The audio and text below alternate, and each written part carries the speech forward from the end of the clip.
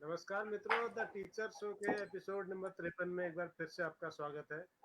और आज बहुत ही खास दिन है क्योंकि आज हमारे साथ एक ऐसी गेस्ट हैं जिनका परिचय इतना लंबा है कि मैं अगर पूरा पढूं तो पूरा 1 घंटा उसी में निकल जाएगा।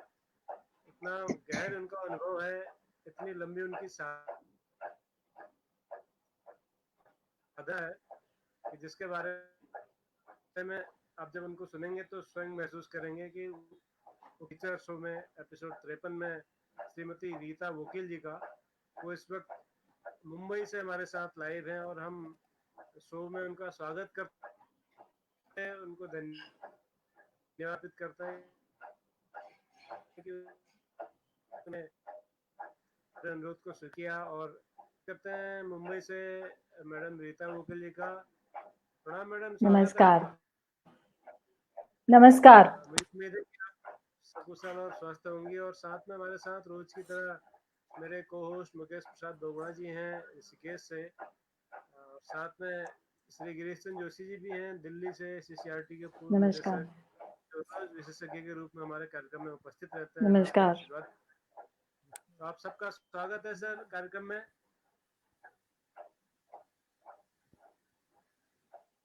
मैम, आपका परिचय देना तो मुझे लगता है कि वो सूरज को दीपक दिखाने जैसा है। नहीं जी, ऐसी कोई बात नहीं।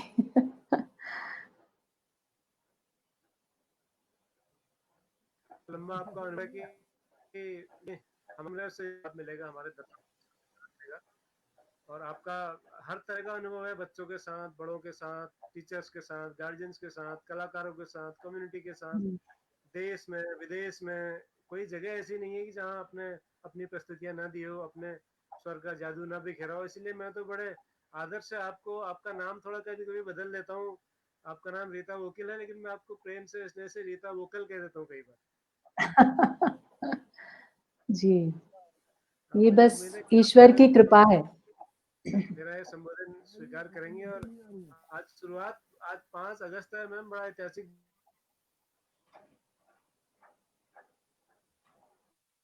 दिन है। देश में जो उल्लास में रूप,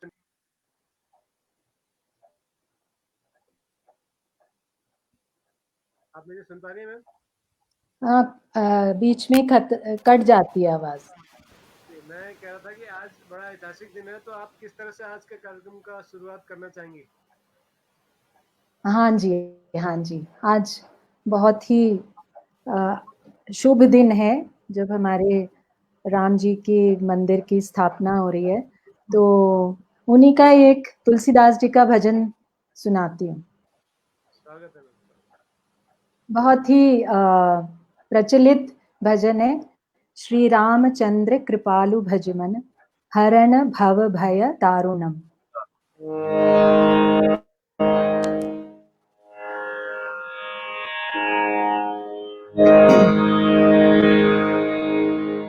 श्री रामचंद्र कृपालु भजमन, हरण भव भय दारुणम। नव कंज लोचन कंज मुख कर, कंज पद कंजारुणम। श्री राम कंदर्प अगणित अमित छविनव, नील नीरज सुंदरम। कंदर्प अगणित अमित छविनव, नील नीरज सुंदरम। पटपीत मानव तड़ित रुचि शुचि, नौमि जनक सुतावरम। श्री राम इति वदति तुलसीदास शंकर, शेष मुनि मनरंजनम। इति वदति तुलसीदास शंकर, शेष मुनि मनरञ्जनं मम हृदयकुञ्ज निवास करुकामादि खलदलगञ्जनं श्रीराम श्रीराम श्रीराम चन्द्र कृपालु भज मन हरण भव भय दारुणं नव कंजलोचन कंज मुखकर कंज पद कंजारुणं श्रीराम श्रीराम। बहुत बढ़िया, बहुत बढ़िया। धन्यवाद।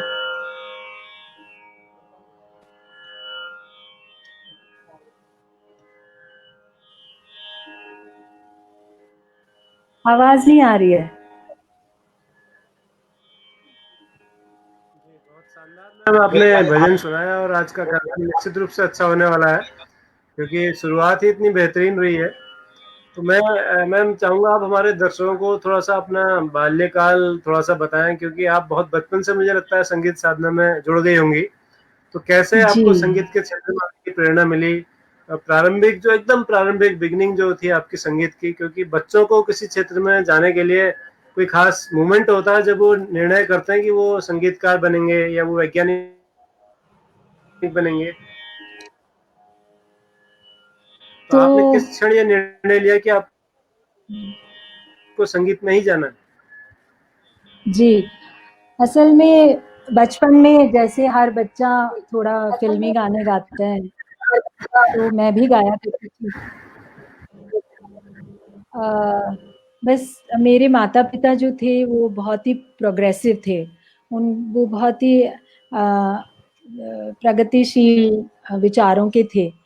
तो उन्होंने देखा कि अच्छा गाती है और बस मुझे फिर गांधर महाविद्यालय में उन्होंने दाखिल करवा दिया।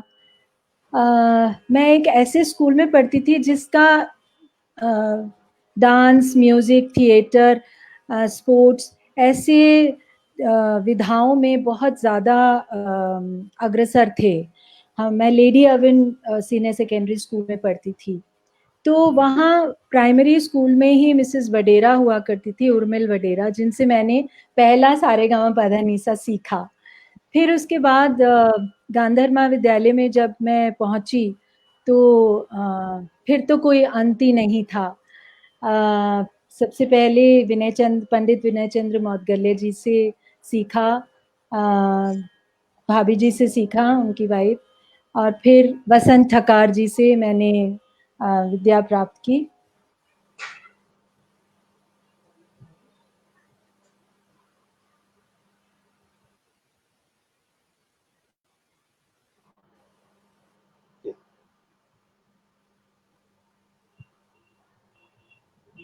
इंटरेस्ट बहुत ही बढ़ता गया। गांधर महाविद्यालय की एक विशेष बात ये थी कि वहाँ अलग-अलग बहुत ही अच्छे कलाकारों से हमें वर्कशॉप्स कराया करते थे।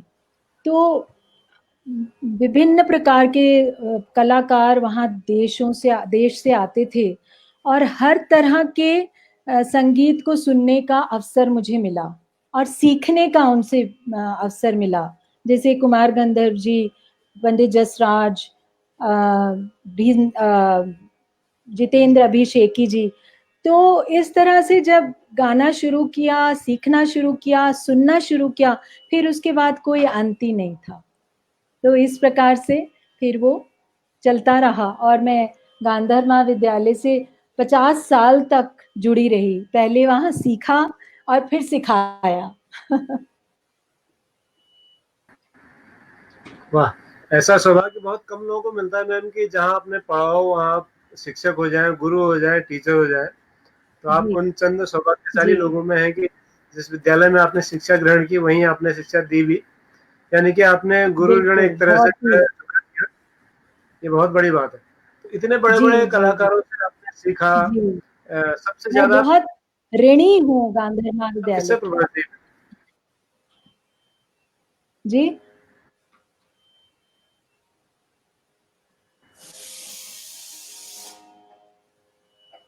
जी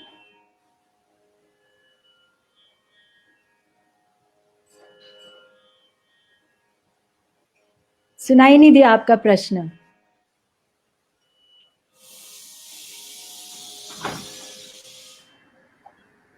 मुझे आवाज नहीं आ रही आपकी।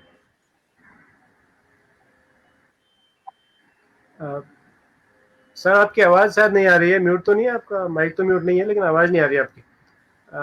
सर की आवाज़ जब आएगी तो हम शायद बात करेंगे, उनका सवाल सुनेंगे। मैम मैं ये कह रहा था कि आपने इतने बड़े बड़े कलाकारों के साथ सीखने का आपको सौभाग्य मिला, सबसे ज़्यादा किसने आपको प्रभावित किया इनमें से और क्यों?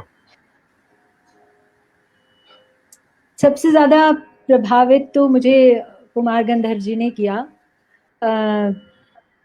क्यों का अर्थ तो आई मीन क्यों तो मैं शायद इतने नहीं बता पाऊंगी, क्योंकि उनके गायन शैली, उनके व्यक्तित्व, ये दोनों ही इतने प्रभावशाली थे और उनके गायन कला में इतना एक प्योरिटी थी कि बस सुनते ही मंत्रमुग्ध हो जाया करती थी मैं, और थोड़ा कॉपी करने की कोशिश करते थे उस समय। तो दैट इज हाउ, इस तरह से मैं बहुत बहुत ऐसे तो मैं और भी बहुत सारे लोगों से प्रभावित थी, बट कुमार गंधर्व जी के लिए स्पेशल मेरी इज्जत थी। आप इतनी अच्छी गायिका है मैम, आपको बहुत ज़्यादा ज्ञान भी है और गला भी आपका बहुत अच्छा है, तो आप गायन अपना करियर बनाने के बजाय शिक्षण की ओर कैसे मुड़ गए? सुनाई नहीं दिया आपका प्रश्न। मैं ये कहना चाह रहा था कि आप इतनी अच्छा गाती हैं, इतना बढ़िया आपका कंठ है, स्वर है, आपको है, परिवार भी प्रगतिशील बनाना चाहिए था, आप शिक्षण की ओर कैसे फिर मुड़ गई? अच्छा, शिक्षिका कैसे हुई मैं? जी। जब मैं यूनिवर्सिटी में अपनी शिक्षा ग्रहण कर रही थी, तो मुझे एक ऑफर आया था एक प्राइमरी स्कूल का, तो और वो गवर्नमेंट स्कूल था। तो मैंने कहा अच्छा जाके देखते हैं कैसा अनुभव होता है। तो वहाँ जब मैं पहुंची तो ऐसे घरों के बच्चे थे जो थोड़े पिछड़े वर्ग के होते हैं, ऐसे बच्चे थे, उनको मुझे लगा कि इन बच्चों को सिखाने वाला कोई नहीं होगा, यानी कि अच्छे संगीत से इनका इंट्रोडक्शन देने वाला शायद बहुत लोग नहीं आते हैं, तो क्यों ना मैं ऐसे बच्चों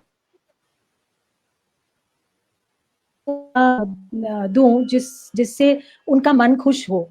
वैसे ही वो थोड़े से पिछड़े वर्ग होने के कारण थोड़े कॉम्प्लेक्स होते हैं, थोड़े इन्फीरियोरिटी कॉम्प्लेक्स होता है, तो संगीत तो सभी को ये पसंद आता है, इसलिए मुझे ये लगा कि नहीं, मुझे ऐसे बच्चों को सिखाने में अच्छा लगेगा। एंड जब मैंने सिखाना शुरू किया तो और उन बच्चों के चेहरे पर इतनी अच्छी मुस्कान देखी, तो फिर मुझे लगा कि नहीं, यही प्रोफेशन लेना है मैंने। लेकिन इस प्रोफेशन के साथ साथ आपने अपना जो गाने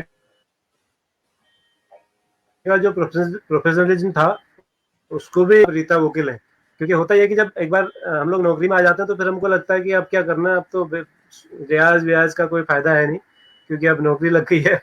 अंतिम लक्ष्य आजकल नौकरी होता है, लेकिन आपने नौकरी के बाद भी मेहनत की, अपने को साधा, अपने को सुधारा, तो आज आपने वो मकाम हासिल किया जो बहुत कम कलाकारों को मिल पाता है। कलाकारों को तो मिल जाए क्योंकि आप गुरुओं की भी गुरु हैं, आपने देश के हजारों लाखों शिक्षकों और बच्चों को संगीत का कखरा सिखाया है, तो वो एक thank you so teacher much.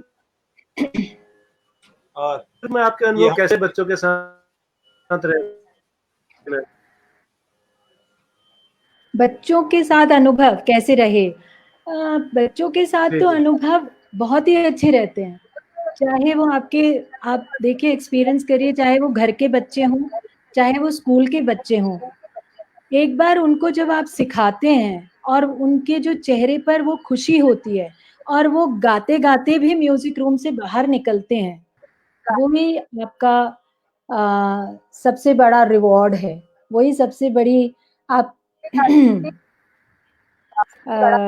क्या कहना चाहिए, वही आपका सबसे ज़्यादा बड़ी सैटिस्फैक्शन है कि हम उनको खुशी दे सकें। सो जब भी बच्चे मेरे पास आते थे म्यूज़िक रूम में गाना सीखने के लिए, तो सबसे बड़ी बात तो ये थी कि वो भाग-भाग के आते थे और बैठ के इतने डिसिप्लिन्ड वे में बैठ के गाना सुनते थे और सबके चेहरे पर मुस्कान होती थी। सो वो ही एक अपने में एक खुशी का अनुभव होता था। इसलिए ऐसा अनुभव तो, और जितनी बार भी जो भी मैंने सिखाया, वो उन्होंने झट से सीख लिया, बिकॉज़ गानों का, गीतों का चयन ही मैं ऐसा करती थी जो तो बहुत ही साधारण होते थे और ना ही बहुत क्लिष्ट होते थे। एक सही तरीके से अगर आप गानों का चयन करें और उनको सिखाएँ, तो बच्चे बहुत ही टैलेंटेड होते हैं, वो कुछ भी सीख सकते हैं।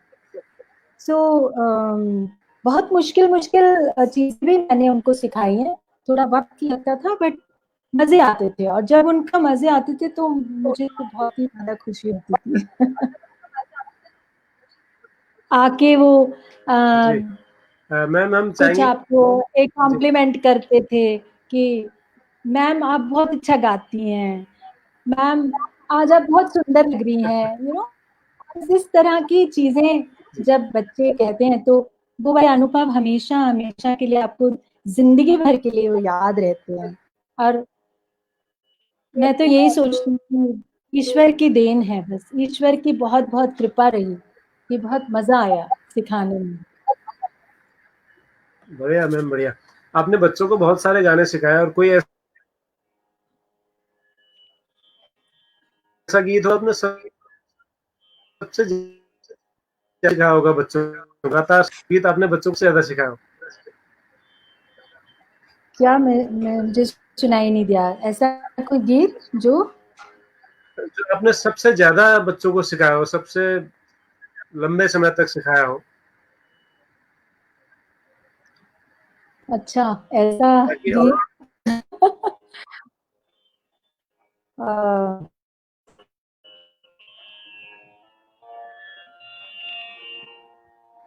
और टीचर भी स्कूल के बच्चों को आ सकते। एक गीत मैं आपको सुनाती हूँ जिसमें बच्चों को जैसे आप क्लासिकल म्यूजिक में या सरगम से थोड़ा सा इंट्रोड्यूस करते हैं, तो आप उसको कैसे, मतलब वो गीत मैं आपको बताती हूँ।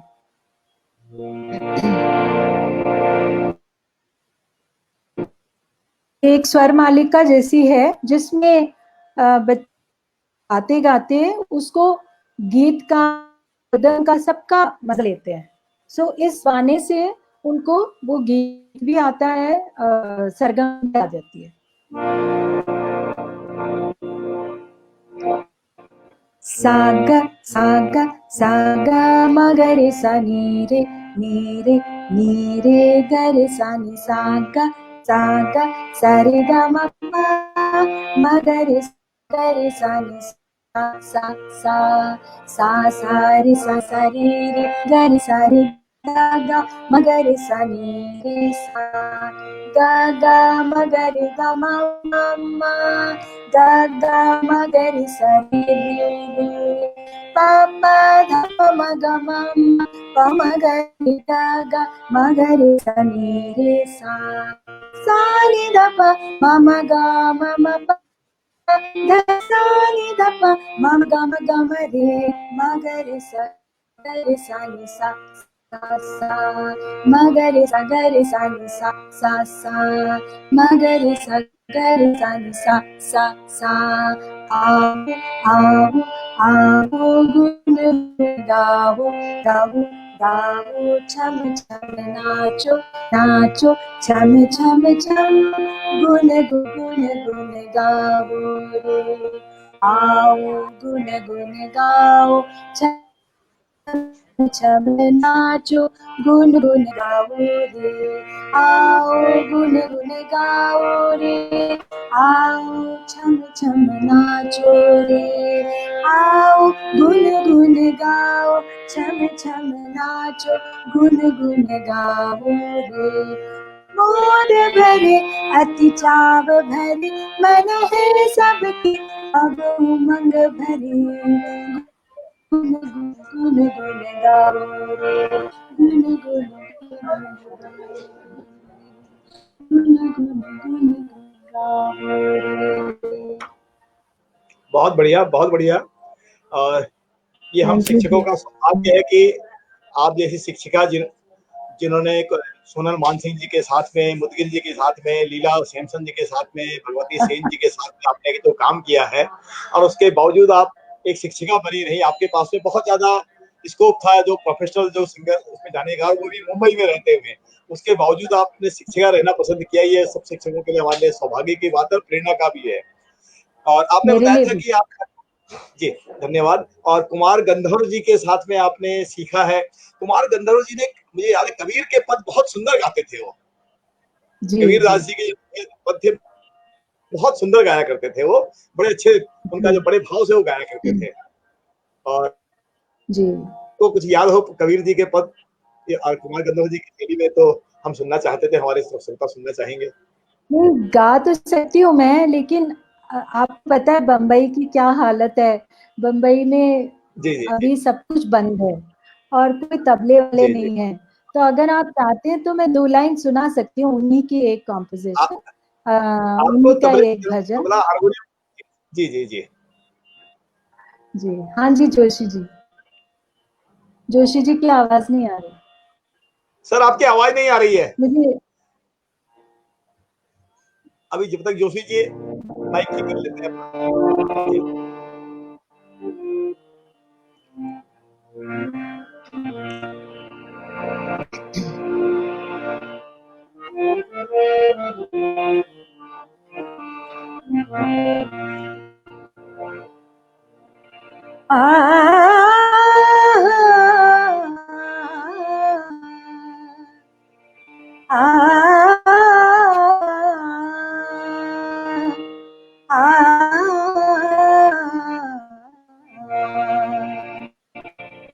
कुदरत की गति न्यारी न्यारी, कुदरत की गति न्यारी न्यारी, न्यारी न्यारी न्यारी न्यारी, कुदरत की गति न्यारी न्यारी। अवधूता अवधूता कुदरत की गति न्यारी,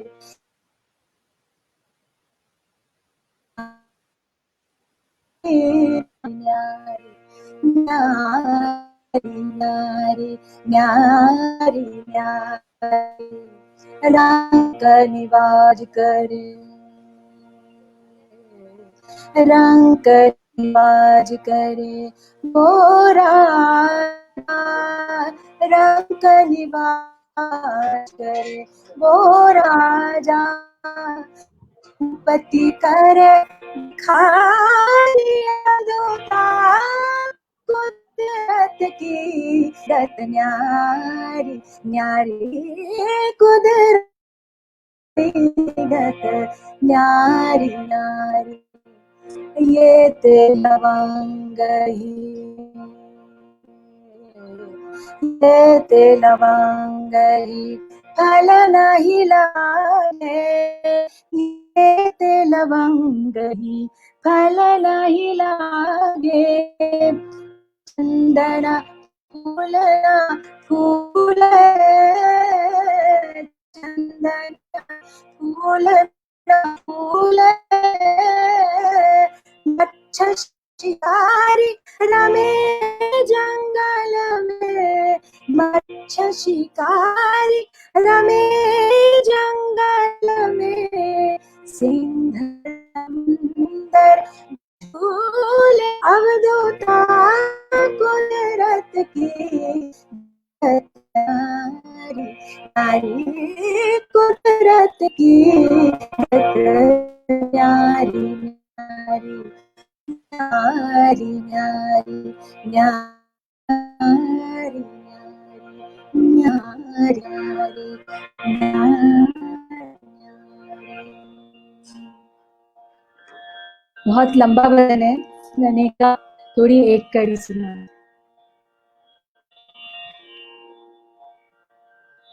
सुनाई नहीं दे रहा।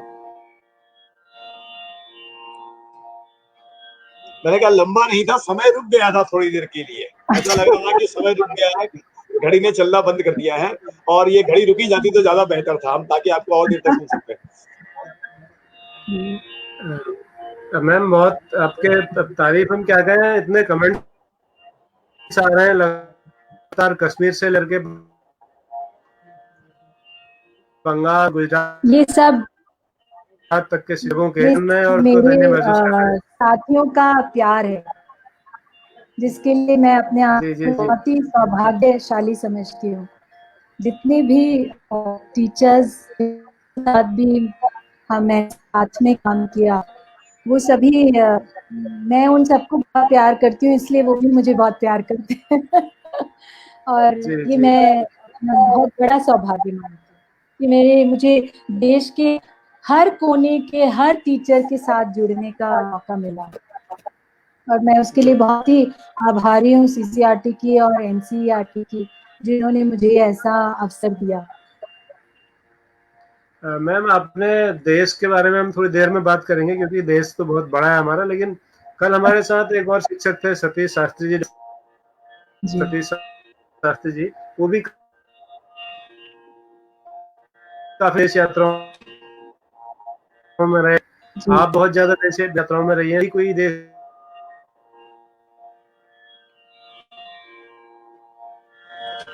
आपकी आवाज चली जाती है भट्ट जी।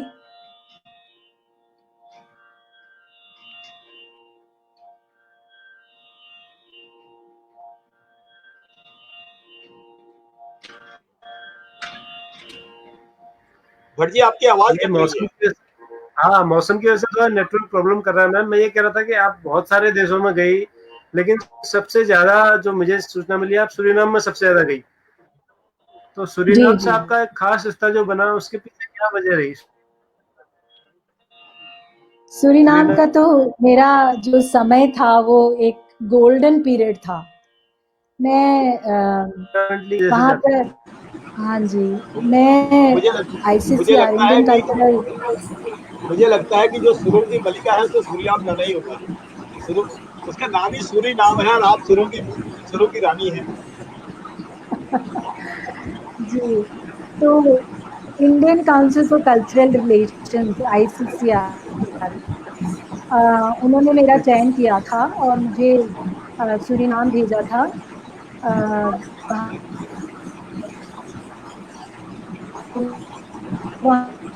कल्चरल सेंटर जो एम्बेसी के अंदर था, वहाँ पर मैं संगीत सिखाती थी, क्लासिकल सिखाती थी, और लोकगीत, बहुत सारे एक्सपेरिमेंटल सॉन्ग, सब चीज़ें हम ऐसे। और वहाँ पर जाने के बाद मुझे एक बात इतना एहसास हुआ कि वो लोग आज तो शायद 6th जनरेशन है, 6ठी पीढ़ी है, वो आज भी हमारे भारत के साथ जुड़े हुए हैं। जो यहाँ से भारतवर्ष से जो वहाँ सूरीनाम में बंधुआ मजदूर बन के गए थे, वही लोग वहाँ जाके सेटल हो गए, और वो आज भी रामचरितमानस गाते हैं, वो आज भी सभी भोजपुरी लोकगीत गाते हैं, और अब उनकी भाषा सरनामी हो गई है। तो वहाँ जितने भी स्टूडेंट्स आते थे, I had about 400 students, 400 students थे। सभी लोग बहुत अच्छा गाते थे अपने फोक सॉन्ग, लेकिन उनको क्लासिकल नहीं आता था, तो मैंने उनको क्लासिकल सिखाया। प्लस वहाँ की जो यूनिवर्सिटी है, वहाँ इंडियन म्यूजिक की मैंने शुरुआत करी। वहाँ 5 जातियाँ रहती हैं, चाइनीज, क्रियोल्स, इंडोनेशियंस, डच और भारतवासी। तो ऐसे 5 जातियां रहती हैं, सबकी अपनी अपनी भाषाएं, सबकी अपनी अपनी स्टाइल ऑफ सिंगिंग है। लेकिन इधर की यूनिवर्सिटी में एक करिकुलम बनाया गया और अब वहाँ पर हिंदुस्तानी म्यूजिक भी सिखाया जाता है। वहाँ पे स्कूलों में भी, प्राथमिक जो स्कूल थे वहाँ भी मैंने म्यूजिक स्टार्ट किया। उनको बहुत छोटे छोटे ऐसे गीत भी लिख के दिए, जो वहाँ के एक टीचर ने मेरी सहायता करी और उसकी स्टाफ नोटेशन करी। सो या आई मीन बहुत ही अच्छा समय था वो, और बहुत सीखा, बहुत काम किया। वहाँ एक टेलीविजन शो शुरू किया जिसमें इंडियन कल्चर, इंडियन म्यूजिक, इसके विषय में मैं बताती थी। जैसे दिवाली का समय आया तो दिवाली क्यों मनाई जाती है, उसके पीछे क्या ऐतिहासिक कथा है, और उसके साथ बीच बीच में दिवाली गाने। तो ऐसे करके एक शो किया। फिर हमारा उनका स्वतंत्रता दिवस आया तो वहीं का ही एक गाना, सूरीनाम का ही एक गीत बना के उन बच्चों से गवाया। बच्चे नहीं थे, मतलब एडल्ट थे। एंड वही फिर एम्बेसी ऑफ इंडिया ने उसको सीडी के रूप में भी निकाला। तो इस तरह से यूनिवर्सिटी के साथ मिलके फिर वहाँ एक प्रोग्राम किया, जो कि उन्होंने अपने वेस्टर्न म्यूजिक गाया, कुछ डच गाने गाए, कुछ डच फोक सॉन्ग्स गाए। हमने यहाँ से अपना इंडियन क्लासिकल और फोक सॉन्ग गाए। तो एक बहुत ही रोमांचक अनुभव था वो, साथ में मिलके गाना। आई मीन बहुत ही अच्छा समय था वो। एंड अलग अलग उनके डिस्ट्रिक्ट्स हैं 5, वहाँ भी जाके मैं उनको भजन सिखाती थी। भजन में बहुत इंटरेस्टेड रहते हैं, बहुत ही धार्मिक लोग हैं। राम से, कृष्ण से बहुत ज्यादा उनका नाता जुड़ा हुआ है अभी तक। एंड दे ऑलवेज से कि वो भारत भूमि जो है वो हमारे लिए एक मक्का मदीना की तरह है। वहाँ एक बार तो हमें जरूर जाना है, तीर्थ करने के लिए, ऐसा मानते हैं। बहुत ही अच्छे लोग, बहुत ही सरल स्वभाव, निष्कपट। हाँ जी, हाँ जी जोशी जी, बहुत देर बाद आपको याद आई। आवाज आवाज आ रही है? जी आ रही है। नहीं जो आवाज आ रही है? आवाज स्पष्ट है? हाँ मैंने हाँ मैंने शायद मिस किया आपको शुरू में। मैंने शुरू में मिस किया आपको, अभी मेरी आवाज से शायद भट्ट जी ने कुछ पूछा होगा, क्योंकि शुरू में ये काफी टटोल लेते हैं।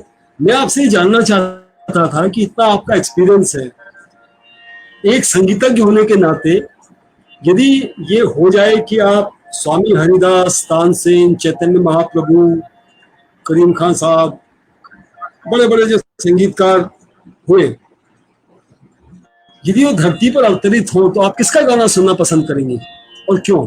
क्यों को शायद मैं कुछ सुन रहा था कि आपने कहा क्यों का उत्तर देना मुश्किल है, जो भट्ट जी ने प्रश्न किया था, लेकिन मेरी व्यक्तिगत इच्छा है जानने की आप उन संगीतज्ञ का गाना सुनना क्यों पसंद करेंगे?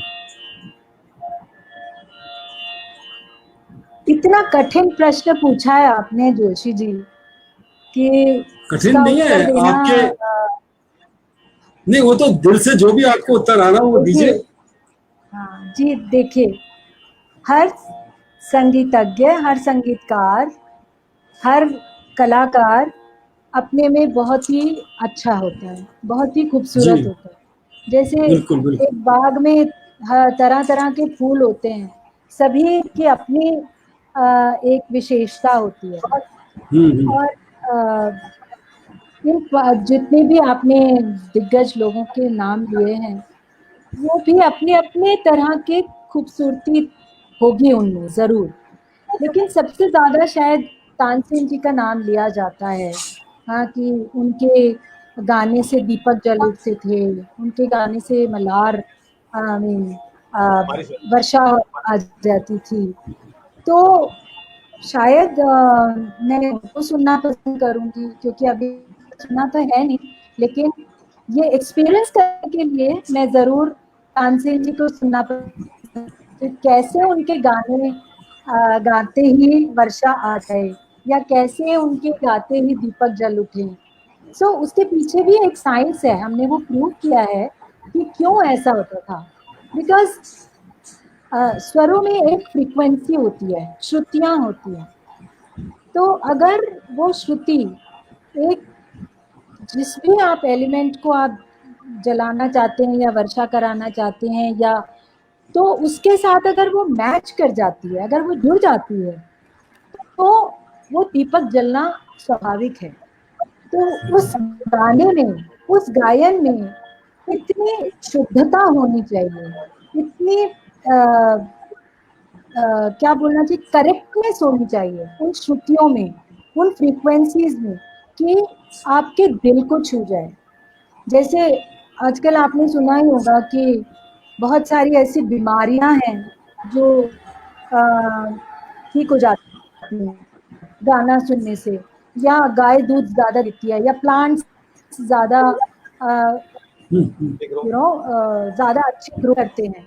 सो उसके पीछे वही है कि जो भी आप गाएं, आप दिल से गाएं और सुर में इतनी श्रुतिपूर्ण गाएं कि सामने वाले की आंखों में आंसू आ जाए, या प्रफुल्लित हो जाए, या रोमांचित हो जाए, ऐसा आना चाहिए। तो इसलिए शायद मैं पर तानसेन जी को सुनना ये हुआ था, आपको याद है? सुनिए सुनिए, आपको याद होगा जब आप गंधर्व में थी, आप लोगों ने कुमार गंधर्व जी की 60वीं बर्थडे मनाई थी, और Siri Fort auditorium was jam packed, absolutely jam packed.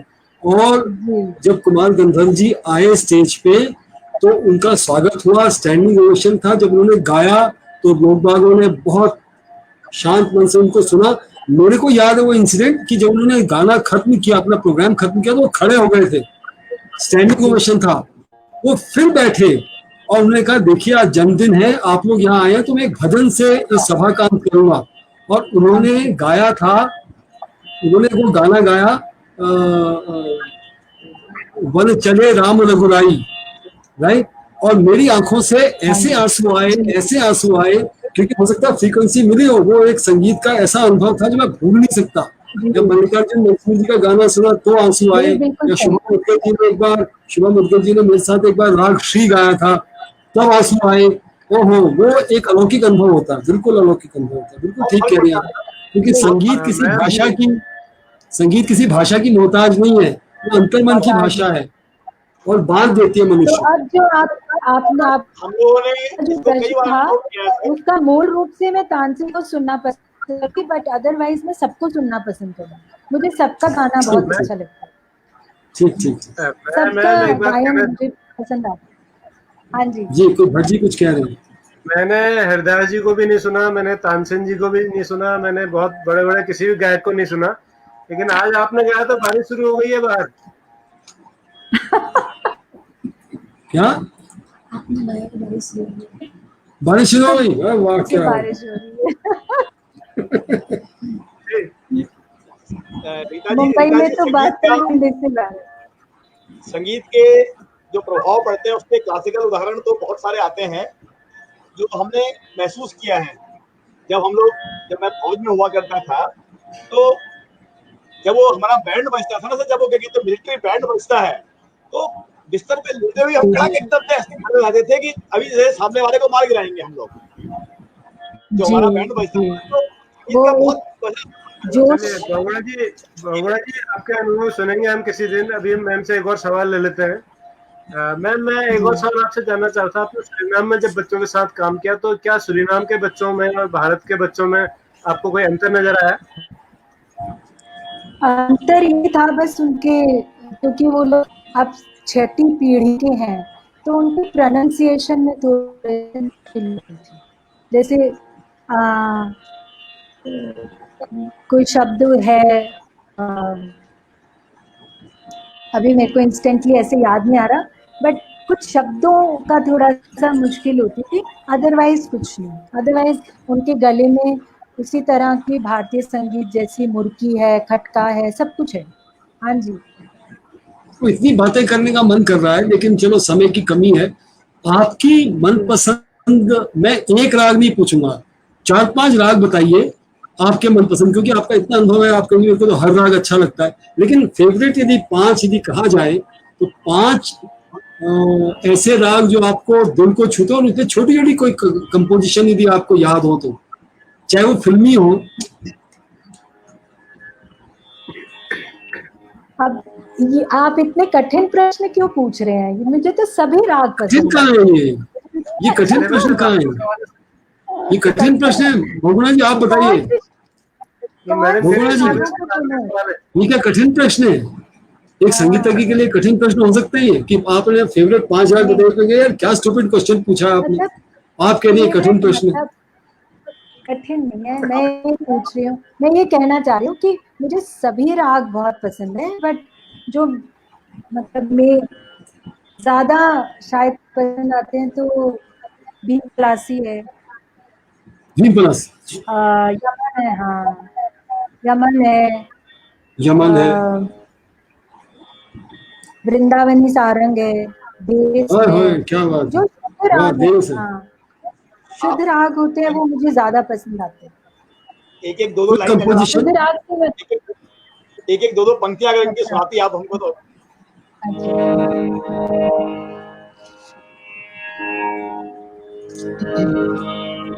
Bhim Palasi सुना। कमलेश जी कुछ कह रहे हैं। आ,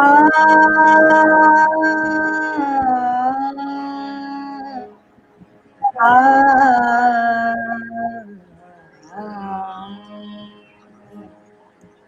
आ, आ,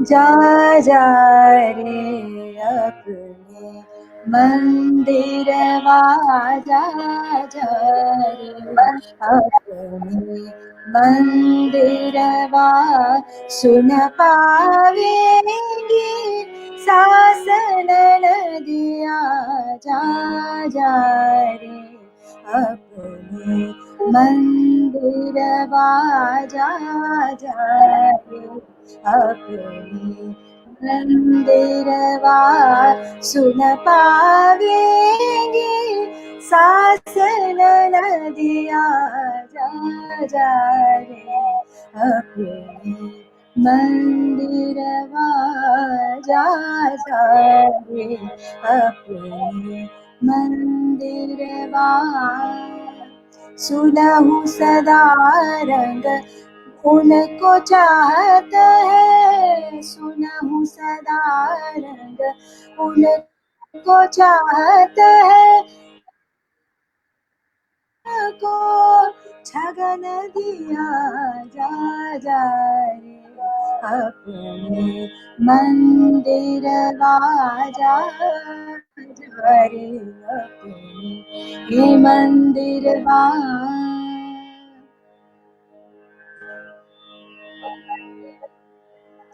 और क्या सुनाऊं? इसी में बहुत बढ़िया। बहुत ही मेरा फेवरेट फिल्म का गीत है, जी कहीं तो 2 लाइन सुना। नैनों में बदरा छाए बिजुरी सी चमके हाय ऐसे में बलम मुहे गरवा लगा ले नैनों में बदरा छाए। ये राग भीम पलासी पर आधारित है। जी मैम, एक और सवाल आया है, कमलेश और स्वामी जी सुनाओ? हैं, गुजरात से, पाटन से। जी जी बिल्कुल बिल्कुल। जी नहीं मतलब कुछ राग सुनना है क्या, कोई और प्रश्न? हाँ, ये नहीं कलावती राग भी सुना सुनते हैं मैम, बीच बीच में सवाल भी ले लेते हैं, बीच जी। बीच सवाल भी ले लेते हाँ जी हाँ जी, हैं, एक राग भी सुनते कलावती रहते हैं। सुनाती हूँ, वो मेरे गुरुजी की आइए फिर उसके बंदिश है, बाद चलेंगे हम, आप सुनाइए मैम। पंडित बसंत जी कार जी की, बसंत कार जी की बंदिश है, राग कलावती।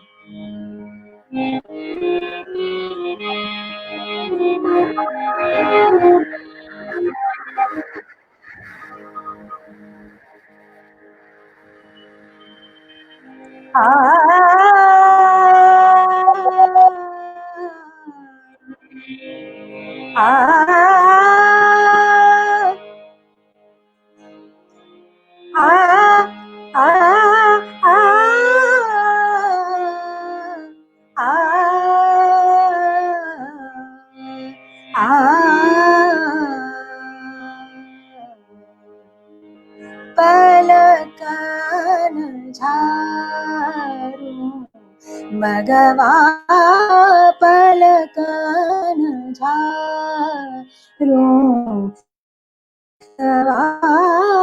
मोरे कान घन कपरी पियावन की पलकन झारू मगवा पलकन झारू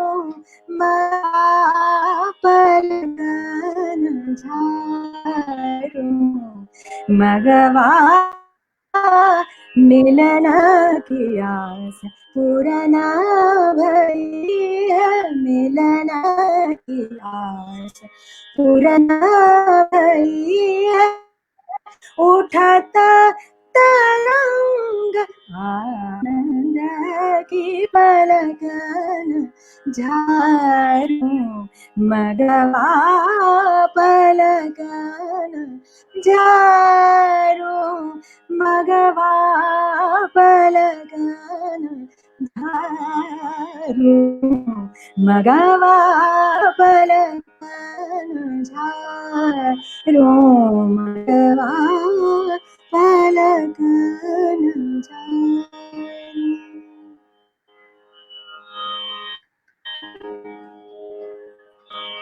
थैंक यू मैम, बहुत शानदार।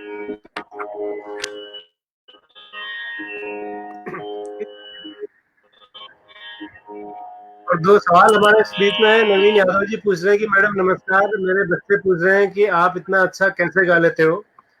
और दूसरा सवाल कमलेश स्वामी जी का है गुजरात से, वो पूछ रहे हैं कि अगर धरती पर संगीत नहीं होता तो क्या होता।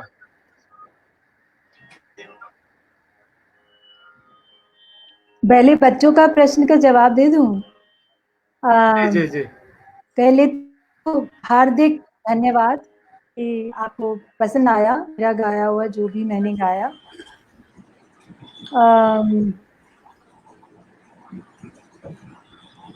कोई भी विद्या हमेशा अभ्यास से आती है, करत करत अभ्यास के जड़मति होत सुजा। तो जैसे मेरे घर में संगीत का कोई वातावरण नहीं था, संगीत मेरे पूर्वजों में किसी ने नहीं गाया। हाँ, मेरी माँ थोड़ा बहुत गाती थी, मतलब सुर में थी।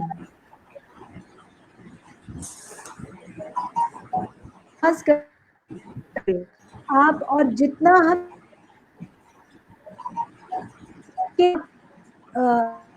उसको आत्मसात, संगीत को, उन स्वरों को, उन बंदिशों को, उन रचनाओं को अपने अंदर तक उसको ग्रहण कर ले, तब संगीत आप, ऐसा मैं मानती हूँ।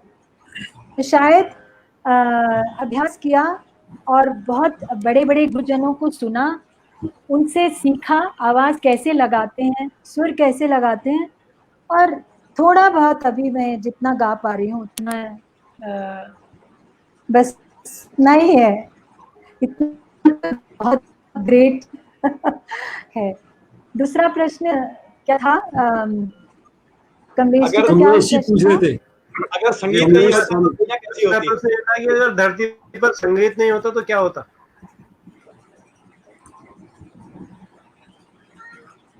संगीत नहीं होता तो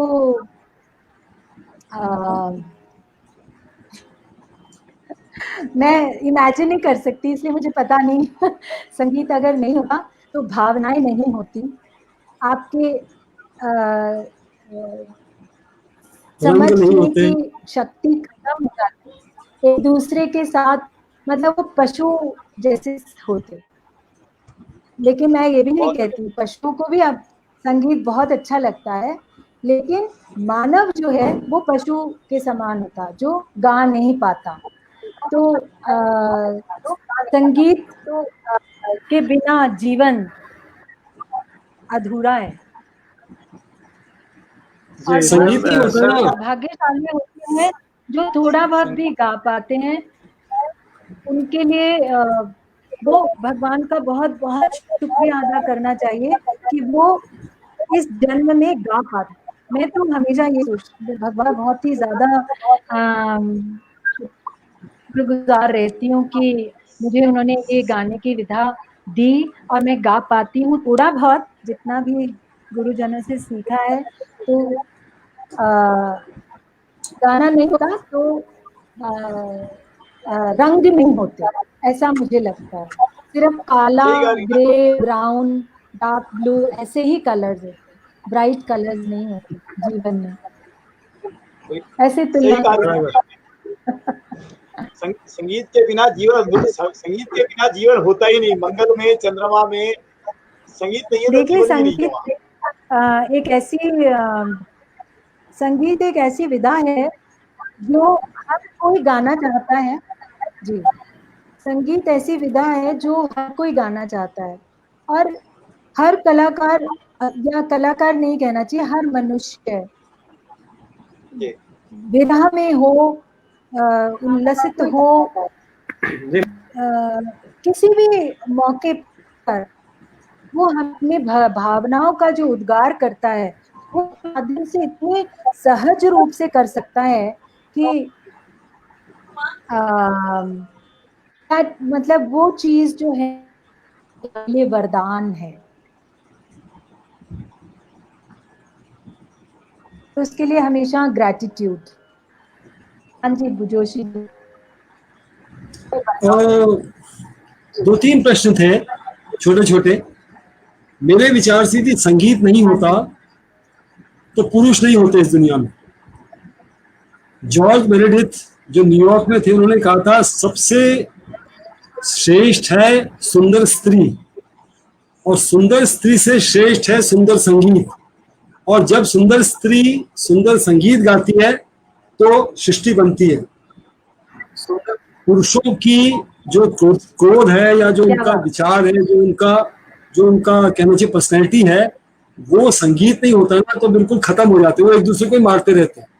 नारी की वजह से तो संगीत बचा हुआ। दूसरा मेरा प्रश्न ये था कि मैं 62 साल का हूँ, क्या मुझे गंधर्व में एडमिशन मिल जाएगा? मैं सीख सकता हूँ संगीत? जी मिल सकता है। मिल सकता है? जी मिल सकता है। वहाँ पर वहाँ एज बार नहीं है कोई, बस आपको थोड़ा सा सुर और लय में होना चाहिए। सुर और लय में आना पड़ेगा। तो जैसे असुरों को मिल सकता है कि नहीं? मिल सकता है भटजी। आप अरे संचालक और सह संचालक को तो मिलेगा ही मिलेगा, दोनों थिएटर में है। अच्छा, हम असुर लोग हैं, आप लोग सुर में हैं। आज माइक की दिक्कत है क्या? कुछ आवाज कट रही है यार। नेटवर्क की दिक्कत है, नेटवर्क की।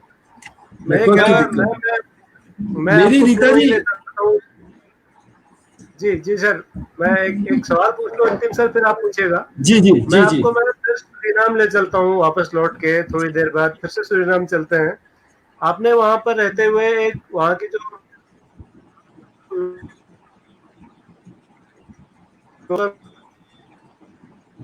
फोक फॉर्म थी, उसको रिवाइव किया। नेटवर्क की दिक्कत है। मैं ये कह रहा था कि जब आप सूरीनाम में थे तो वहाँ की थलिया जिसको आपने रिवाइव किया था मैम, तो उस वो थलिया क्या था, कैसे आपने रिवाइव किया, उसकी कुछ झलकियां और उसके कुछ अनुभव हमारे दर्शकों को बताइएगा मैम। क्या रिवाइव किया मैंने? एक सूरीनाम में आपने एक फोक थिएटर था ना, थलिया, थलिया, वो आपने रिवाइव किया था जब आप वहां गए थे। नहीं, थालिया नहीं, थालिया थलिया एक थिएटर है। थिएटर जी, फोक में थिएटर। हम लोग जो यूनिवर्सिटी ऑफ सूरीनाम है, वहाँ का जो जी म्यूजिक डिपार्टमेंट है, वहाँ के स्टूडेंट्स और हमारे इंडियन कल्चरल सेंटर के जो स्टूडेंट्स थे, उन्होंने साथ में मिल के गाया था। थालिया जी एक थिएटर का नाम है, जी, वो विधा नहीं है। ठीक ठीक ठीक। एक सवाल आया सर, पता नहीं किसके लिए, हमारी एक दर्शक है दीपा तिवारी, हाँ जी, वो जी पूछते हैं कि सुंदर स्त्री कैसे होती है जी, बताइए सर। नारी तो अपने आप में हर नारी सुंदर है क्या? भैया। मैंने कहा था ना कि वो जॉर्ज मेरेडिथ ने ये कहा कि संसार की सबसे अच्छी रचना क्या है क्या सुंदर स्त्री। तो सवाल गिरीश सुंदर जी, स्त्री जो है वो हर हाँ नारी जी, हाँ जी। अपने आप में कोमलता है, कविता है, हर नारी सुंदर है। दीपा तिवारी जी मुझको लपेटने की कोशिश कर रही है, मैं आऊंगा नहीं लपेटे में। बहुत नारी की महिमा तो वो गाई नहीं जा सकती सर। रीता जी, मेरा प्रश्न आपसे ये है कि शास्त्रीय संगीत के अलावा उपशास्त्रीय संगीत में ठुमरी, दादरा, कजरी, चैती, इसमें से आपको क्या पसंद है? और यदि उसकी कोई कंपोजिशन आप सुना सके और बता सके कि कजरी क्या है या चैती क्या है या ठुमरी क्या है, कैसे पहचाना जाए? हम क्योंकि हम सब संगीत के टीचर नहीं हैं, कमलेश स्वामी जी या राजेंद्र प्रसाद उपाध्याय जी या बन्ना जी या दो जो थे अच्छे हमारे रिस्पॉन्स करने वाले, लेकिन उनके अलावा आपको कौन सी विधा सबसे अच्छी लगती है? ठुमरी, दादरा, कजरी, चैती, जो भी ठुमरी, है दादरा, चैती, कजरी, ये सब हमारे उपशास्त्रीय उपशास्त्र। संगीत में आते हैं, मतलब हाँ। लेकिन उसका आधार सभी गीतों का शास्त्रीय संगीत ही रहता है। उसमें भी हाँ बढ़त होती है, उसमें भी जी जी। आलापचारी होती है। तो जो ठुमरी होती है वो थोड़े से श्रृंगार रस के आधार पर होती है, और उसकी जो रचनाएं होती हैं उसके एक शब्द को लेके या दो शब्द को लेके हम उसकी बढ़त करते हैं, लेकिन उसमें हम दूसरे रागों को भी मिश्रित कर सकते हैं। दूसरे रागों को इस तरह से मिक्स करें कि उसका जो असली राग का फेवर है वो ना जाए, और उसमें खटका, मुर्की, ये सब चीजें प्रधान रहती हैं। तो इसलिए सभी जितने भी गायन प्रकार हैं वो सभी सुंदर लगते हैं सुनने में, सभी अच्छे हैं सुनने में। अगर आप एक एक करके आप सुनाएंगे तो उस समय उस रंग में हम रंग जाते हैं। तो ऐसा कहना मुश्किल है कि मेरे को कौन सी चीज ज्यादा प्रिय है। मैंने आपको पहले बताया ना कि सब तरह का संगीत पसंद है, सब तरह के गायन विधाएं, नहीं, गायन मुझे लगता है प्रकार। मुझे लगता है आप कमिट नहीं कर रही हैं, लेकिन कई गायिकाएं हैं जो ठुमरी के लिए जानी जाती हैं, कई गायिकाएं हैं जो कजरी चैती बहुत मतलब उनका नाम ही हुआ कजरी चैती की वजह से। आपको नहीं, सबसे अच्छा मैंने क्या ये नहीं लगता है? अब आप ये मत कहा। कहिए कि मुझे सब अच्छा लगता है। किसमें आप कंफर्टेबल हाँ, फील मुझे करते? सब अच्छा लगता है, मैं क्या करूँ। हाँ, ये शायद अगर मैं गाऊं तो ठुमरी, अच्छा गजल अच्छी लगेगी, जी। कजरी भी अच्छी लगेगी गाने में। ये कजरी और चैती जो है वो एक प्रकार के लोकगीत प्रकार हैं, लोकगीत पे। भोजपुर एरिया के और यूपी के, हाँ, लोकगीतों के प्रकार से जाने जाते हैं ये। लेकिन कजरी हमेशा वर्षा ऋतु में गाया जाता है, और चैती जो है वो चैत मास में, जब राम जी का जन्म हुआ उस समय गाया जाता है। तो उन गीतों देखिए में हमेशा आपको राम बोले जाएंगे ऐसे। हाँ और कजरी में हमेशा सावन के झूले और इसका सबका वर्णन माना जाएगा। तो मैं आप क्या सुनाऊं, कजरी सुनाऊं एक? जी जी कजिन सुना, क्या बात। बहुत ही प्रचलित कजरी है ये, सबने सुनी हुई होगी, इसलिए मैं भी सुना देती हूँ।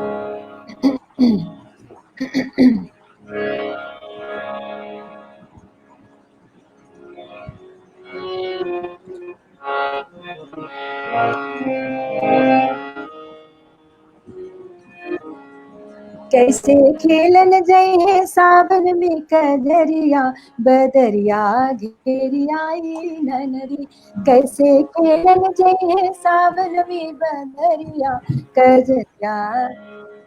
कैसे खेलन जई है सावन में कजरिया, बदरिया घेरी आई ननरी।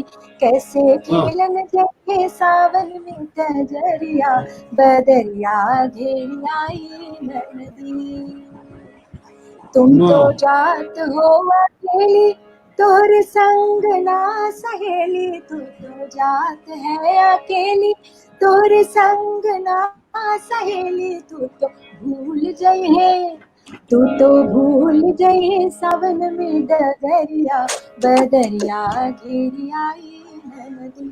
कैसे खेलन जई है सावन में कजरिया, बदरिया घेरी आई नदी। ये कजरी और बहुत सारी ऐसे। खेल कजरियाना ओ सजना, खेल कजरियाना, खेल कजरियाना ओ सजना, खेल कजरियाना। हो छायल, हो छायल, हो छायल सावन मेरे कजरिया, बदरिया खेल कजरियाना। शब्द थोड़े भूल गई हूँ मैं, लेकिन ये इस तरह की कजरी भी होती है। तो दे आर ये अधिकतर लोकगीत हैं। आपने लोकगीत भी बहुत गाए, लोकगीत। ठुमरी आपने लोकगीत भी बहुत गाए, तो कुछ लोकगीत भी सुनाइएगा। अभी मतलब देख लेते हैं क्या, यदि भट्ट जी की परमिशन होगी तो। भट्ट जी विदेय हो गए हैं। मैं एक छोटा सा रीता जी, आपने बच्चों के लिए प्री इंडिपेंडेंस सॉन्ग भी लिखे थे। हाँ जी, जो आजादी से पहले के जो गीत थे बच्चों के लिए लिखे हैं, क्या था, थोड़ा उसके बारे में बताएंगे जरा। जी जी जी।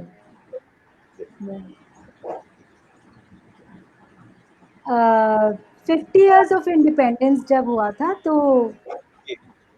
गिरीश जी डायरेक्टर हैं सीसीआरटी के फॉर्मर, तो इनसे पहले मिस पुरी हुआ करती थी। उन्होंने मिस पुरी ने मुझसे कहा कि कुछ ऐसे गीत गाएं जो स्वतंत्रता दिवस के समय गाया करते थे। तो इप्टा,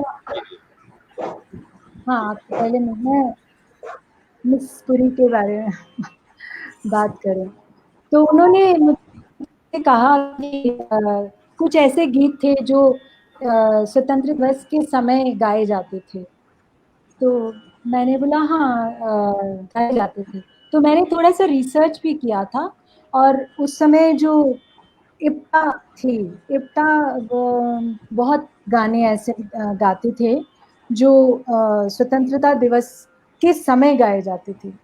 तो ऐसे गानों गीत मैंने संकलित करे और सीसीआरटी को दिए और उसकी एक फिर कैसेट निकली थी और किताब भी छपी थी, ऐसे किया था।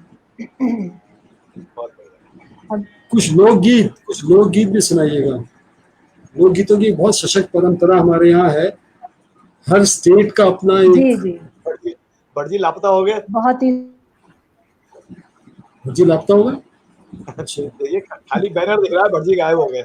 गुमशुदा की तलाश है। क्या सुनाऊं?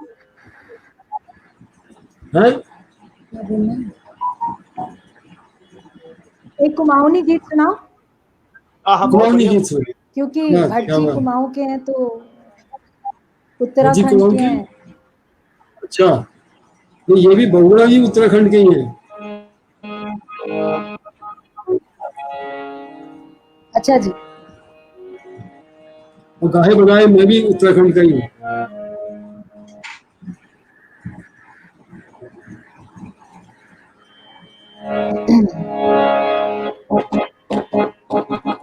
झूमली झूमली झूमली नाचली मेरी रजूली बाना हो झूमली झूमली झूमली नाचली मेरी रजूली बाना हो धमकी धमकी हुड़की बजा लो मेरा शेरुवा प्रधाना ओ रंगिलो चंगिलो म्याला लागिलो नंदा देवी को ठाना सुपा भरी धान सुवा सुपा भरी धान ओ सुपा भरी धान सुवा सुपा भरी धाना को भागी का घर जली दसी भली बाना को भागी का घर जली दसी भली बाना आहरे आहरे आहरे आहरे दसी भली बाना ओ रंगीलो चंगीलो म्याला लागलो मीरा से रूवा प्रधाना क्या बात क्या बात चना भुट्टा कुरमुरैया कैद गैरी खाना ओ चना भुट्टा कुरमुरैया कैद गैरी खाना तुके छोरी बेरवे सुबह कैद गैरी जाना ओ तुके छोरी बेरवे सुबह कैद गैरी जाना सुड़ीले सुड़ीले सुड़ीले सुड़ीले तूने ये वीर खाना हो सुड़ीले सुड़ीले सुड़ीले सुड़ीले तू लगे वीर खाना हो झूमली झूमली झूमली नाचली मेरी रजोली खाना। वाह बहुत सुंदर बहुत बढ़िया। बहुत सुंदर बहुत सुंदर।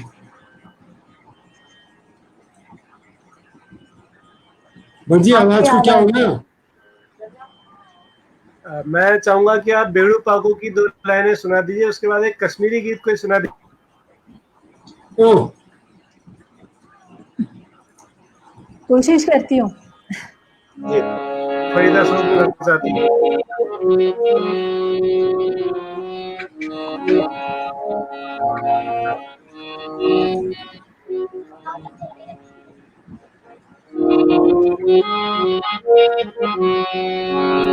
बेड़ुपाको बारुमासा बेड़ुपाको बारुमासा उदरन कपल पको चुईता मेरी छैला उदरन कपल पको चुईता मेरी छैला बेड़ुपाको बारुमासा बेड़ुपाको बारुमासा अल्मोड़ा की नंदा देवी अल्मोड़ा की नंदा देवी चुदूनी पात मेरी छैला नरण फुल छदूनी पात मेरी छैला बेड़ुपाको बारुमासा बेड़ुपाको बारुमासा। आगे वाह बहुत अच्छा। एक कश्मीरी गीत, क्योंकि हमारे कश्मीर से 2-3 बड़े रेगुलर टीचर हैं, और एक रविंद्र संगीत के बारे में भी हम थोड़ा सा आपसे बहुत सुनने का मन करता है। ये पार्ट 1 है, ये आपके प्रोग्राम का पार्ट 2 भी होगा अभी 2-3 दिन बाद। अच्छा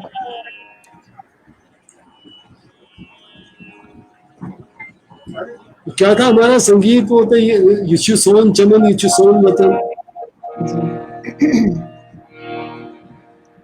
युचु सोन चमन युचु सोन वतन युचु सोन चमन युचु सोन वतन युचु सोन चमन युचु सोन वतन युचु सोन चमन युचु सोन वतन शांत सोन शाल मार लाल मार शांत सोन शाल मार लाल जार सोन यत्युक शोर शोर ये पश्चिम बहार।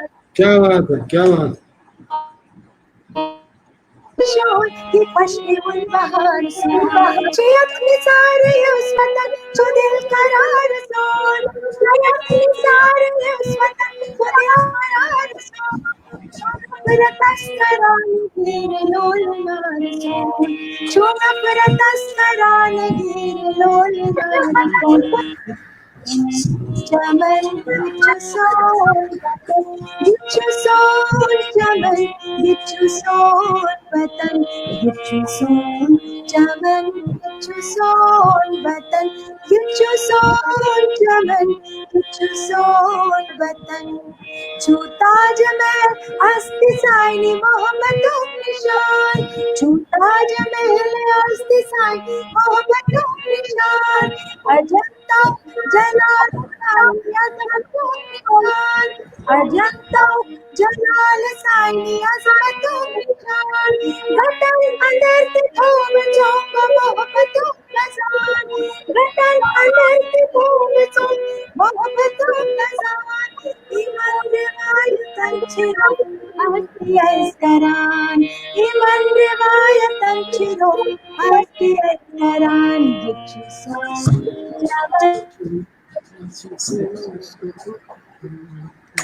बहुत अच्छे, बहुत सुंदर। अपना कश्मीर याद आ गया। मेरे घर के सारे बच्चे हो गए आपका गाना सुनने के लिए बगल में यहाँ दाएं बाएं। अच्छा, क्या बात। जिधर ये रविंद्र संगीत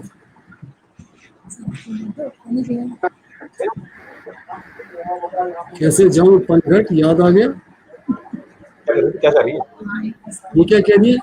वो बिना शुरुआत की शुरू हुई थी क्या की रही हो? अरे यार तुम कस के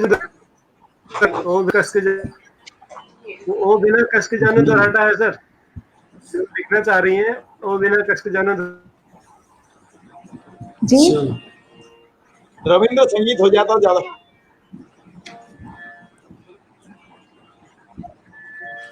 रविंद्र संगीत सुनाते हैं जरा शब्द याद नहीं रहते हैं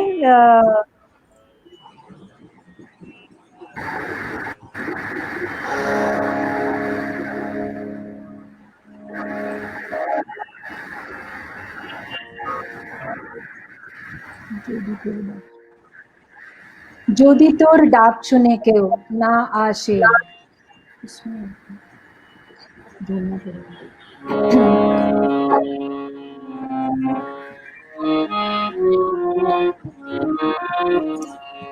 जितना याद रहता है उतना सुनाती हूँ क्योंकि बहुत दिन से गाया नहीं है इसलिए जितना याद है उतना सुनाती हूँ नहीं तो लिखा हुआ है अगर वेट करे तो मैं निकाल के फिर गा सकती हूँ जितना याद है उतना।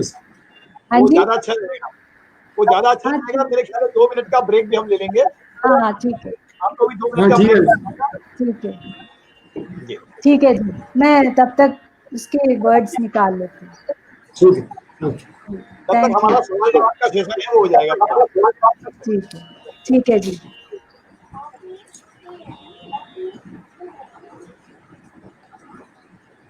सेठ मेहताब चंद गोलचा का हिंदी फिल्म प्रदर्शन से क्या संबंध है? ये सर बड़ी खोज की थी इस क्वेश्चन को बनाने में। मैंने आपको उत्तर दिया था, यदि आप उसको कर दें तो मैं आपको सब पढ़ सकते हैं उसको।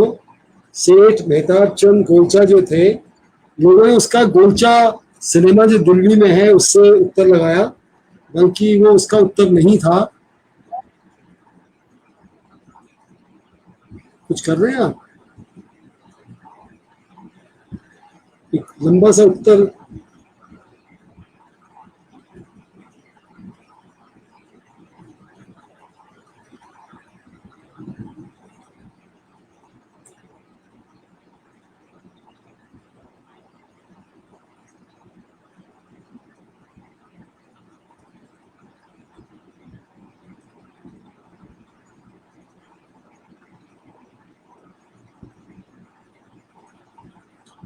जी। ये मैंने लिखा था कि फिल्मी दुनिया की दीवानगी के किस्से तो बहुत सारे हैं, लेकिन खोजबीन के दौरान एक और ही किस्म का किस्सा मिला। के आसिफ साहब ने चिरकालिक एक शाहनामा खड़ा किया जिसका नाम था मुगल आजम। वैसे ही राजेंद्र प्रसाद उपाध्याय जी थोड़ा नजदीक थे इसके, या मेरे जो दोस्त थे वो भी नजदीक थे। वहां पे सेठ मेहताब चंद गोलचा जी की मुलाकात उनसे हुई और ये मुंबई पहुंच गए। मुंबई में मराठा ब्रदर्स जो थे वो उस जमाने में विश्व का सबसे अच्छा सिनेमा हॉल बनाना चाहते थे जिसका नाम था मराठा मंदिर। लेकिन मराठा मंदिर बनाते बनाते उनके पैसे खत्म हो गए। तो सेठ मेहताब चंद गोलचा जो थे उन्होंने 75,000 रुपए उस जमाने में, आई एम टॉकिंग अबाउट 1958 1957, और तब वो उन्होंने 75,000 रुपए देके मराठा ट्रस्ट को वो दिया, चेक दिया। वो चेक अनफॉर्चुनेटली बाउंस हो गया। जब वो चेक बाउंस हो गया तो बड़ा हो हल्ला हुआ। उन दिनों जेल तो नहीं होती थी, चलती है, लेकिन सेठ मेहताब चंद गोलचा जी ने नकद उनको पैसा दिया और ये फिल्म का निर्माण, इस सिनेमा हॉल का निर्माण शुरू हुआ। इस निर्माण के शुरू होते होते ये बगुला जी पकौड़े खा रहे हैं। इस सिनेमा हॉल के बनाते बनाते उन्होंने एक ऐलान किया कि जब ये सिनेमा हॉल बन जाएगा तो ये फिल्म में इसमें रिलीज होगी। लेकिन वो सिनेमा फिल्म तो बन गई, लेकिन मराठा मंदिर तो बन गया, लेकिन फिल्म नहीं बनी। तो इसलिए उन्होंने B.R. चोपड़ा जी की फिल्म साधना थी, उससे उसका मराठा मंदिर में वो फिल्म पहले शो हुई। लेकिन फिर से कहूंगा, मैं 3 बार कहूंगा लेकिन, याद रखिए कि आज का दिन था 5 अगस्त 1960, जिस दिन ये फिल्म, चिरकालिक फिल्म शाहनामा मुगल आजम रिलीज हुई। मुगल आजम रिलीज हुई आज के दिन मराठी मंदिर में, और इसके पूरे वर्ल्ड रिकॉर्ड बने। और ये सेठ मेहताब चंद गोलचा जी ने ये कंट्रीब्यूशन किया था फिल्म स्क्रीनिंग के लिए, कि उन्होंने वो फिल्म चाहते तो थे कि पहली फिल्म हो। और मराठा मंदिर, मेरे को याद है 1980s में 90s में जब हम जाया करते थे मुंबई या जयपुर, तो राज मंदिर था वहां पे जयपुर में, और मराठा मंदिर, 2 सिनेमा हॉल देखने की इच्छा होती थी। दिल्ली में जैसे चाणक्य सिनेमा हॉल था, वैसे ही मराठा मंदिर देखने की इच्छा होती थी। लेकिन मराठा मंदिर में ये फिल्म बनी आज से ठीक 60 साल पहले, 1960, 5 अगस्त 1960 को मुगल आजम हमारे देश में पहली बार रिलीज हुई थी। आप ये देखिए, आज भी 5 अगस्त 2020 है, और उस फिल्म ने सारे रिकॉर्ड बनाए। दूसरा था, इसका भी उत्तर नहीं दिया, इसका उत्तर पता नहीं क्या उटपटांग उत्तर आ रहे थे कि ये है और ये है।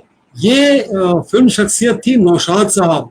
ये मैंने इसका पूरा उत्तर लिख दिया है, यदि इसको आप पढ़ पाएं। और बड़ा जिक्र किया है इसमें नौशाद साहब ने कि कैसे कैसे वो बच्चे थे और वो साइलेंट मूवीज का जमाना था, ट्रायल के लिए पहले दिखाई जाती थी फिल्म, और उसमें जो रद्दन खान साहब थे वो संगीत बजाते थे, बाबू जो थे वो क्लैरिनेट बजाते थे, गौर खान नाम का लड़का वो गाना गाता था या डायलॉग भी बोल देता था कभी कभी।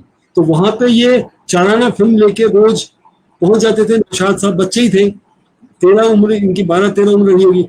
तो वहां पे गुरबत अली साहब की लखनऊ में दुकान थी जहाँ पे ये गए, और इन्होंने कहा कि मेरी संगीत में बहुत रुचि है तो मुझे कुछ काम दे दीजिए।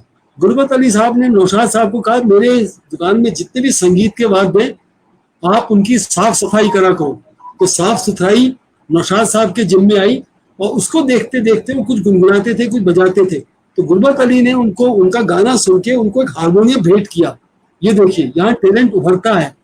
जब और कहा कि इस पे अभ्यास करके आया करो। जब वो आए, गुरबत अली काफी उनसे इम्प्रेस हुए और उन्होंने रद्दन खान साहब को बुलाया और कहा कि इस लड़के का गाना सुनो, या आपका गाना फिल्म देखने जरूर पहुंच जाता है रोज। रद्दन खान साहब ने जब नौशाद साहब का गाना देखा, गाना सुना, तो उनका बेटे आप मेरे पास आया करो। और इस तरह एक फिल्म हॉल जो था वो एक महान संगीतकार का पहला स्कूल बना। मेरे मुगले आजम में तो मेरे ख्याल है गुलाम अली साहब के पिताजी, बड़े जिनको बड़े गुलाम अली खां बोलते थे, उन्होंने भी एक गीत गाया था उस जमाने गाया था उस सबसे जमाने बहुत महंगा गीत हुआ था। हाँ, महंगा गीत माना जाता मुगले था। आजम, भगवान साहब मुगले आजम की बात करेंगे, बहुत सारी बातें मुगले आजम की हैं जो अभी तक प्रकाश में, मतलब लोगों को पता नहीं है। वो तो अभी जब 50 साल हुए, कलर फिल्म बनी मुगले आजम, तब भी बहुत भीड़ इकट्ठी हुई। लेकिन मुगले आजम एक चिरकालिक फिल्म है, एक ऐसी फिल्म है जो मतलब मदर इंडिया की तरह मुगले आजम जो है एक ऐसी फिल्म है जिसको आप मतलब मुश्किल से भारतीय फिल्म, हिंदी फिल्म के 5 फिल्मों में रख सकते हैं। आज का प्रश्न भी 1-2 मिनट कह देते हैं कि ये काले सफेद खाने वाला वो कौन सा खेल है जिसमें दिल और दिमाग रमते ही तनाव छूमंतर हो जाता है? What is that sport? शतरंज या चौपड़ होगा। बहुत सुंदर, बहुत सुंदर। It is also stress buster. Yes, absolutely right. कल इसको और इसको वो दे देंगे हम, स्वीकृति दे देंगे। देखते हैं किसका क्या क्या उत्तर आता है। दूसरा ये है कि ये रजनीकांत शुक्ल जी बहुत अच्छी बात लिख रहे हैं कि आपने वो बात की बड़े गुलाम अली खां साहब की, तो उन्होंने 10,000 रुपये मांगे थे और वो दे दिए गए थे। बड़े आश्चर्यचकित हुए थे उस जमाने में कि 10,000 रुपये एक गाने के लिए फिल्म में मिल रहे हैं। और उनको क्या साहब वो गाना आज भी जो सुनते हैं, रीता बुर्की जी से संगीत के विद्वान भी सुनते हैं तो झूमते हैं। ये दूसरा क्वेश्चन है कि ह्यूमन फिगर में कौन सा ऐसा हिस्सा जो खोखला है लेकिन उसके साथ वाले हिस्से में पानी भरा है, और उसकी जो तला है उसको हम एक जानवर के नाम से जानते हैं। ये वैसा ही प्रश्न है जो मैंने दिल का कोरोना का प्रश्न पूछा था कि वो कौन है जो जल के बीच में। जी उत्तर लिख दीजिए सर आप। आज माइक की दिक्कत है भट्ट साहब, थोड़ा माइक की दिक्कत है। आप यदि लिखना चाहते हैं तो लिख दीजिए आप क्या उत्तर देना चाहते हैं। जवाब मेरे कल आपके लिए तालियां बजेंगी। फिर चलिए रीता जी से मिलते हैं। इसका जवाब बता देता हूँ। हाँ बता दीजिए सर। जो लोग जब कोई बोल रहा हो बीच में बोल पड़ते हैं तो उनका दिमाग खाली होता है। अच्छा, कोई दूसरे के बीच में बोल पड़ता है तो आदमी आवाज नहीं आ रही, किसका दिमाग खाली होता है? चलिए उन्हें 1:22 हो गए यार, चलो आगे सुनते हैं रीता जी से। रीता जी रविंद्र संगीत।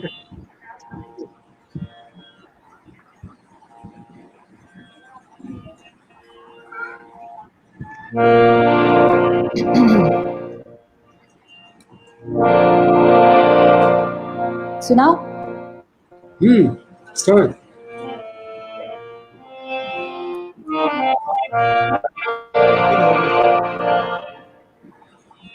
मनीषा जी दिख नहीं रही आज।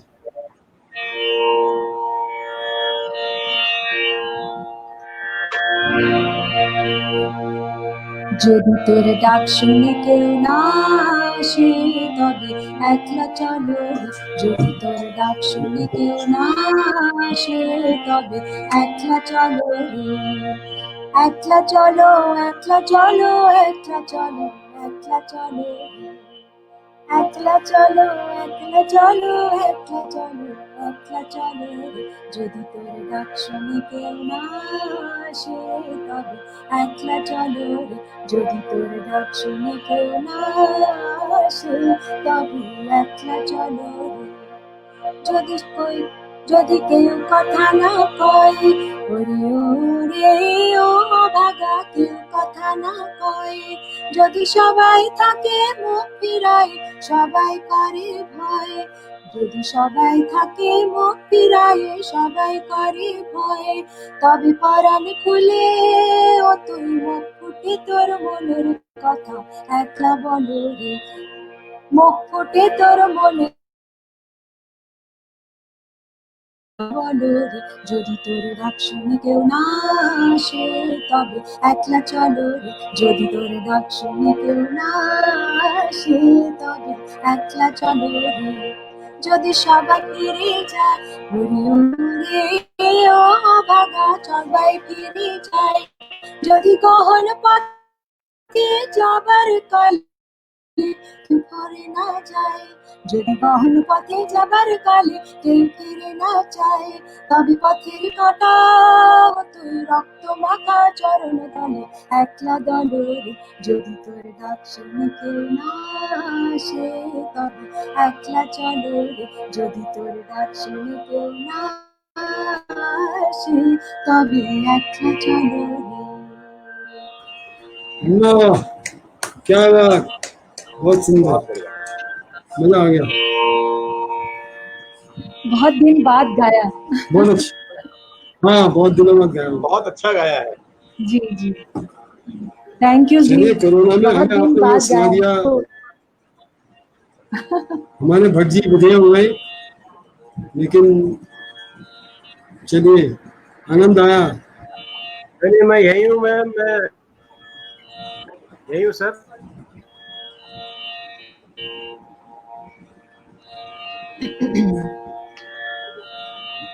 मैं सवाल मैम से बता रहा हूँ, ये नेटवर्क गड़बड़ बार बार होगा।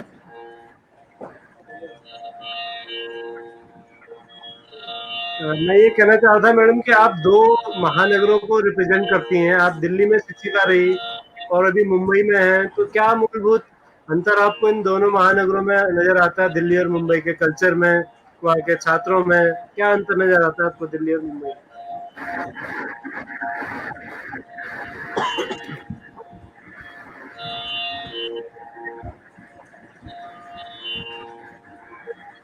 देखिए, दिल्ली में मेरा जन्म हुआ, दिल्ली में मेरी शिक्षा हुई, दिल्ली में मैंने कार्य किया। हाँ जी जोशी जी, कुछ बीच में पूछना चाहते हैं? नहीं, आप बोल लीजिए, आप बोलिए, आप बोलिए, आप दीजिए उत्तर, उसके बाद मैं हाँ जी कुछ जोशी इसमें जी। छोड़ लगाऊंगा, इसमें मैं बाद में बोलूंगा। आप दीजिए उत्तर, आप क्या समझते हैं? आप मुंबई में रह रही हैं, तो दिल्ली और मुंबई में। दिल्ली में, हाँ, दिल्ली में मेरी संगीत शिक्षा हुई।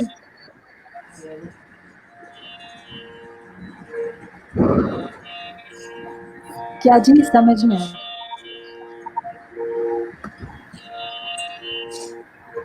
जी बोलिए बोलिए आप। अच्छा, तो मैं ये कह रही थी कि दिल्ली में मेरा जन्म हुआ, शिक्षा हुई, संगीत शिक्षा हुई, मेरा कार्यकाल पूरा दिल्ली में ही रहा। तो और वहाँ जितने भी अच्छे संगीतज्ञ थे, उनसे सब मेरा जुड़ाव रहा। मैंने एक दिल्ली स्टेट गवर्नमेंट में अपनी नौकरी करी। पूरे समय संगीत शिक्षिका रहने के बाद फिर हेड ऑफ स्कूल भी रही, तो एक अलग तरह का एक्सपीरियंस था। बहुत कुछ सीखा। दिल्ली के लोग थोड़े वार्म हैं, थोड़े एक दूसरे से मिलनसार ज़्यादा हैं, मुझे ऐसा लगता है। और जितने भी संगीत के कार्यक्रम होते हैं दिल्ली में, वो बहुत एक्सेसिबल हैं, बहुत ही हम उनको, बहुत सारी गोष्ठियाँ ऐसी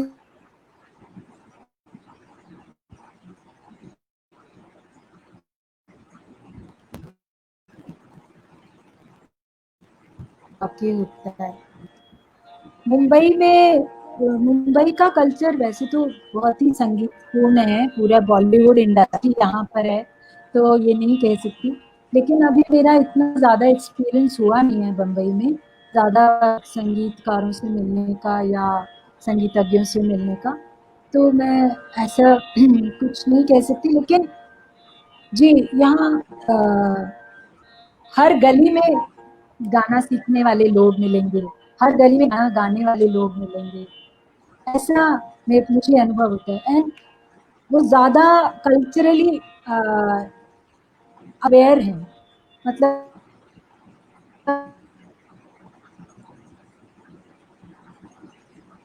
बहुत पैशनेट है, इंस्ट्रूमेंट्स बजाने में बहुत पैशनेट है, जो भी वो करते हैं वो बहुत पैशनेटली करते हैं, जो मुझे दिल्ली में थोड़ा कम लगता है। उसका कारण एक ये हो सकता है कि दिल्ली में बहुत गर्मी या बहुत सर्दी पड़ती है। बम्बई में एक सामान्य मौसम रहता है, तो उसकी वजह से ना आपको ठंड लगती है ना गर्मी लगती है, तो आपका जो कार्य करने का क्षमता होती है बढ़ जाती है। मुझे ऐसा महसूस होता है। लोग सुबह 6 बजे अपना काम शुरू करते हैं, रात को 10 बजे तक वो कर सकते हैं, लेकिन दिल्ली में हम ऐसा नहीं कर पाते थे। तो मुझे ये बस अंतर लगता है। अदरवाइज दोनों शहरों की अपनी-अपनी खासियत है। यहाँ थोड़ी ज़्यादा प्रोफेशनलिज्म ज़्यादा है। दिल्ली में लोग आपको कहेगा कि मैं आपको घर में 5 बजे आऊँगा, हम लोग बैठक करेंगे। तो 6 बजे वो फ़ोन करेंगे कि देर हो गई है, ट्रैफिक में फँस गए। इस तरह की थोड़ी-थोड़ी चीज़ें हैं। बट बम्बई में प्रोफेशनलिज्म बहुत है।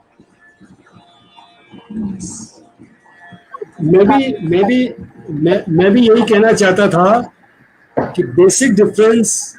मेरी आवाज स्पष्ट है? आवाज आ रही है? जी जी आ रही है।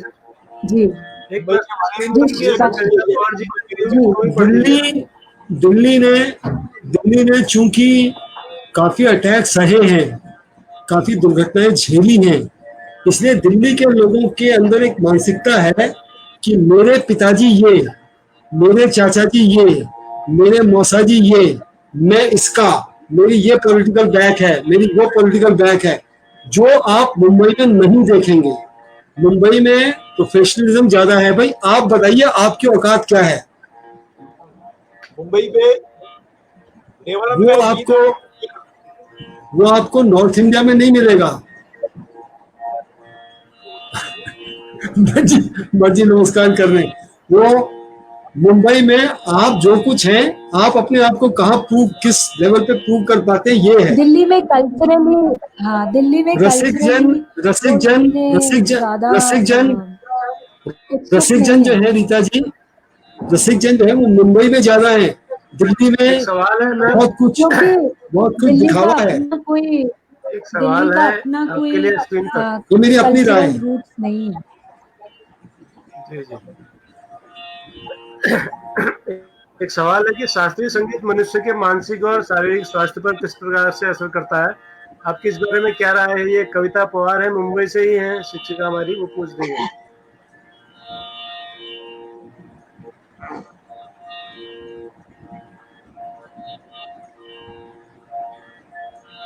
आपकी आवाज कट रही है। स्क्रीन पर एक सवाल है मैडम, कविता पवार मैडम है मुंबई से, जी पूछना चाहती हैं कि शास्त्रीय संगीत मनुष्य के मानसिक और शारीरिक स्वास्थ्य पर किस प्रकार असर करता है? आपके इस बारे में क्या राय है?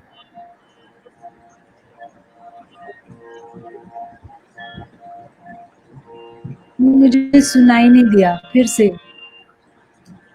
स्क्रीन पे आ रहा है, इनके स्क्रीन पे आ रहा होगा, स्क्रीन पे डाल दिए। हाँ सवाल है सर कि कविता पवार जी का कि शास्त्रीय संगीत मनुष्य के मानसिक और शारीरिक स्वास्थ्य पर किस प्रकार असर करता है? आपकी इस बारे में क्या राय है?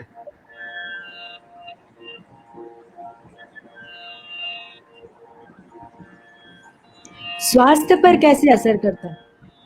सबसे इम्पोर्टेंट चीज तो ये है कि जो गाता है, जो सुनता है, हाँ जी, उनकी मानसिक स्थिति बहुत अच्छी रहती है, वो हमेशा खुश रहते हैं। सबसे ज्यादा असर तो ऐसा होता है। और दूसरा वो हमेशा बहुत ही पॉजिटिव रहते हैं और उनकी क्या कहते हैं, एम्पथाइज वो लोग ज़्यादा कर पाते हैं। जितने भी संगीतज्ञ होते हैं या जो सुनना भी पसंद करते हैं, उन जो अच्छा संगीत सुनते हैं और जो गाते हैं, उनको दूसरों की भावनाओं को समझने में बहुत ही आसानी होती है और दूसरे को वो कभी भी ऐसे हर्ट नहीं कर सकते। मानसिकता उनकी और बहुत ही ओपन माइंडेड होती है। ये मैंने महसूस किया है कि जितने भी संगीतज्ञ हैं वो अपने सुरों में खोए रहते हैं, अपनी ही दुनिया में ज़्यादा रहते हैं और भावनात्मक ज़्यादा रहते हैं, इमोशनल बहुत होते हैं। Thank you ma'am. अब हम क्योंकि आपको एक दिन और अभी बुलाना। हाँ सर कुछ कह रहे हैं। बाकी सबकी अपनी अपनी सोच है। जी सर बोलिए। मैं कहूं कि मेरा उत्तर रजनीकांत शुक्ल जी ने दिया है कि जी जी मुंबई व्यस्त और दिल्ली मस्त। हाँ दिल्ली का अपना सर, कुछ नहीं है। दिल्ली का अपना कुछ नहीं है। दिल्ली में दूध बाहर से, पानी बाहर से, सब्जी बाहर से, हवा बाहर से, दिल्ली रोड बाहर से, सब कुछ। तो मुंबई व्यस्त है और दिल्ली मस्त है। मुंबई से याद आ जी गया बबलू जी मेरे को बोलिए। एक। जी रीता जी मेरी आवाज सुन रही हैं आप? रीता ये जी, सही है। रीता जी मेरी आवाज सुन रही हैं आप? रीता जी आप मेरी आवाज सुन रही है क्या? मुझे सुनाई नहीं दे रहा। हेलो। नहीं सुनिए सर, माइक आपकी की आवाज ओर सुनाई। नहीं आ रही। अभी मैम अब आवाज आ हम रही ऐसा है आपको? करते हैं कि समापन की ओर है, नहीं आ अंतिम पा कुछ रही। मिनट रह गए हैं, तो हम चाहेंगे कि कार्यक्रम का समापन भी आप किसी अपनी हाँ पसंदीदा जी गजल के अब आ साथ या किसी गीत के साथ कर दें, तो हम फिर कार्यक्रम को समेटते हैं, क्योंकि 1.5 घंटा हो चुका है। हम अगले एक सेगमेंट में आपको जब दोबारा बुलाएंगे तो और कुछ बातें करेंगे, कुछ और चीज सुनेंगे। तो आज समापन आप किसी गजल से या अपने किसी पसंदीदा फिल्मी गीत से, जिससे भी आप करना चाहें। क्या क्या स्वागत है। सुनाए? सुनाई नहीं दिया। क्या कोई सुनाए? गजल सुना दें या कोई फिल्मी गीत, जो भी आपको पसंद हो, जो आप सुनाना चाहें। ये है बॉम्बे मेरी जान, मुश्किल है जीना यहाँ। क्या जो मुझे पसंद हो? जी जी नहीं बिल्कुल सुनाई नहीं दे रहा। जो भी आपको पसंद हो, कोई गजल कोई गीत जो आप सुनाना चाहें।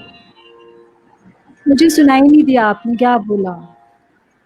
आपको मेरी मैं आवाज कह आ रहा रही हूँ है अभी? कि आप कोई भी अपने पसंदीदा गजल या गीत गजल? सुना दीजिए।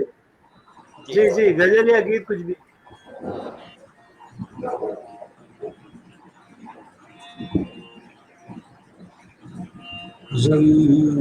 गीत अच्छा। कोई भी गजल या गीत।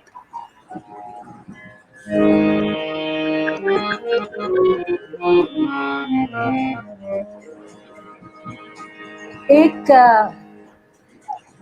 राग देश में छोटा सा दादरा टाइप का है, वो सुनाती हूँ।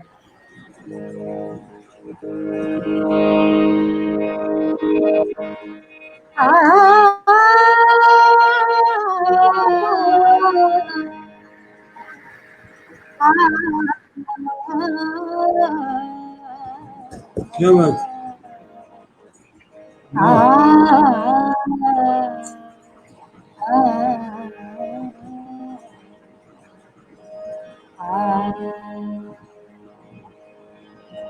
बीती जात बरखारी सजन आए, सजन नाही आए, सजन नाही आए। बीती जात बरखारी तू सजन आए, सजन नाही आए, सजन नाही आए। बीती जात बरखारी तू सजन आए। नैनी नैनी बूंद बरसे, नैनी नैनी बूंद बरसे, नैनी नैनी बूंद बरसे, नैनी नैनी बूंद बरसे,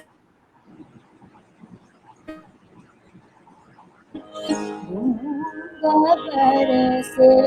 जब नभ में घन गरजत, नभ में जब घन गरजत निरोजिया सखिला रजत निरोजिया सखिला रजत सजन नाही आए बीती जात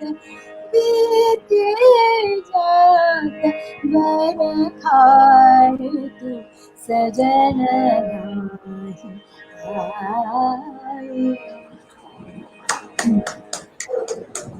सुना सुना आंगन मोरा सुना सुना आंगन मोरा मोहिना सुहाए कजार बिंदिया कंगन गजरा कछुना सुहाए कछुना क्या बात क्या बात कछुना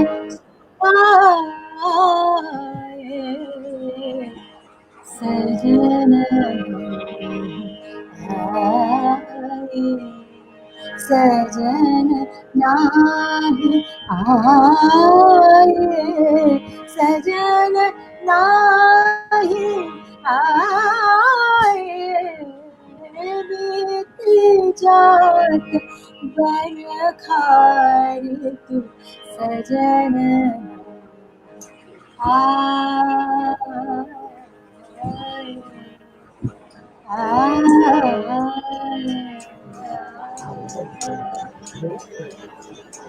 बहुत अच्छा वाह, बहुत बढ़िया मैम, बहुत सुंदर बहुत शानदार। आज की शाम आपने बहुत ही सुरमई बना दी जी। प्रभुदत्त मिश्र जी क्या है, उनको उनके स्टूडेंट रहे हैं प्रभुदत्त मिश्र जी जो परसों आए थे प्रोग्राम में। वो 2 लाइनें सरस्वती वंदना की चाहते हैं आपसे सुनना, जो पुणे वर्कशॉप में आपने गाई थी। पुणे वर्कशॉप सुनना में चाहते? 2 लाइन, पुणे वर्कशॉप की सरस्वती वंदना। Thank God.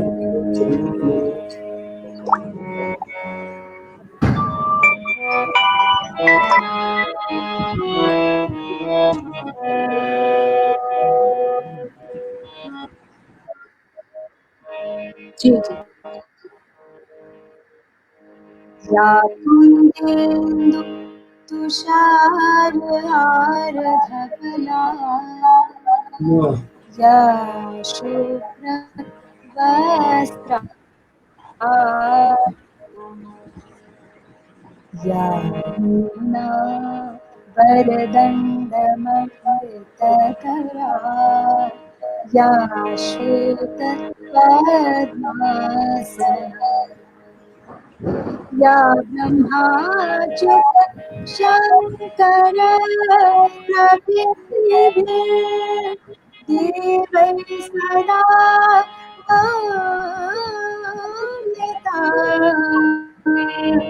सा मां पातु सरस्वती भगवती निःशेष जाड्यापा वरदे वरदे वरदे वीणावारिणि वरदे वरदे वरदे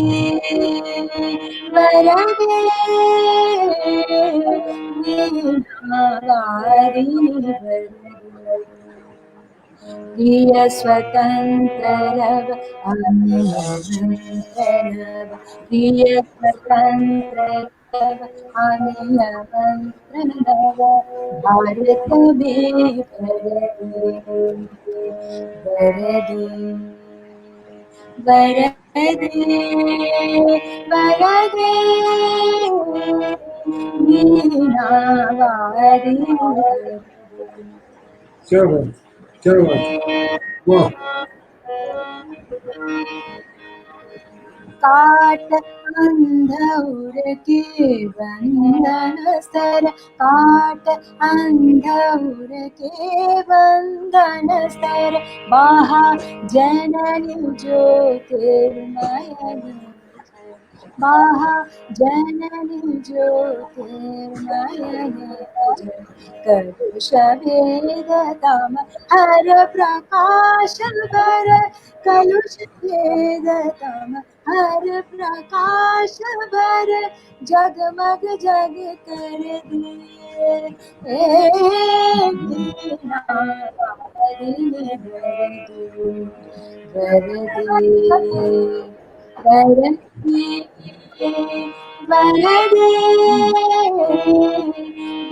वीणावादिनी वरदे। नवगति नवलय ताल छंद नव, नवगति नवलय ताल छंद नव, नवल कंठ नव जलद भैरव, जलद भैरव, नव नव के वृंद को, नव नव के वृंद को, नव पर्वत छर दे वीणावादिनी वरदे वरदे वरदे वरदे वीणावादिनी वाह, वीणावादिनी वीणावादिनी वरदे।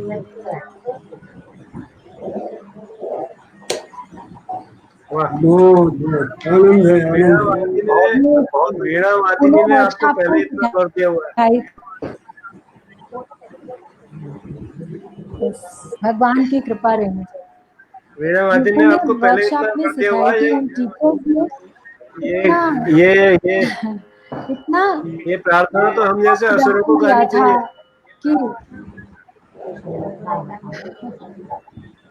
आज आपको HC जोशी है, हरीश जोशी, वो भी याद कर रहे होंगे। हल्द्वानी में भटजी के साथ हैं, स्वच्छता गीत बनाने वाले, वो भी आपको देख के बहुत पसंद हुए होंगे, बहुत याद कर रहे होंगे। बहुत अच्छा लगा आपसे मिलकर के, और आपके साथ में एक बार मुझे भी आएंगे हमारे साथ में, एक बार फिर बैठेंगे। इसका अवसर दिया, मुझे बहुत ही अच्छा लगा। और मैं बहुत ही सौभाग्यशाली हूँ कि सभी टीचर कम्युनिटी के साथ फिर से एक बार जुड़ने से मुझे बहुत ज़्यादा प्रसन्नता होती है। बिकॉज मुझे ऐसा लगता है कि संगीत शिक्षक हमारे स्कूलों में एक प्रकार से प्राण भर रहे हैं, एक प्रकार से एक रूह भर रहे हैं सभी बच्चों के अंदर, क्योंकि संगीत जब एक बच्चे सीखते हैं तो उससे वो इतनी भावुकता से जुड़ जाते हैं, उनके अंदर टॉलरेंस आ जाती है, उनके अंदर सद्भावना की प्रवृत्ति जाग उठती है, उनमें देशभक्ति जाग उठती है। तो संगीत शिक्षक मुझे लगता है स्कूल का एक प्राण है। अगर संगीत शिक्षक किसी स्कूल में ना है तो स्कूल एक वीरान बंजर भूमि की तरह है। मुझे ऐसा हमेशा महसूस होता है। और अगली बार जब आपके साथ प्रार्थना आप एक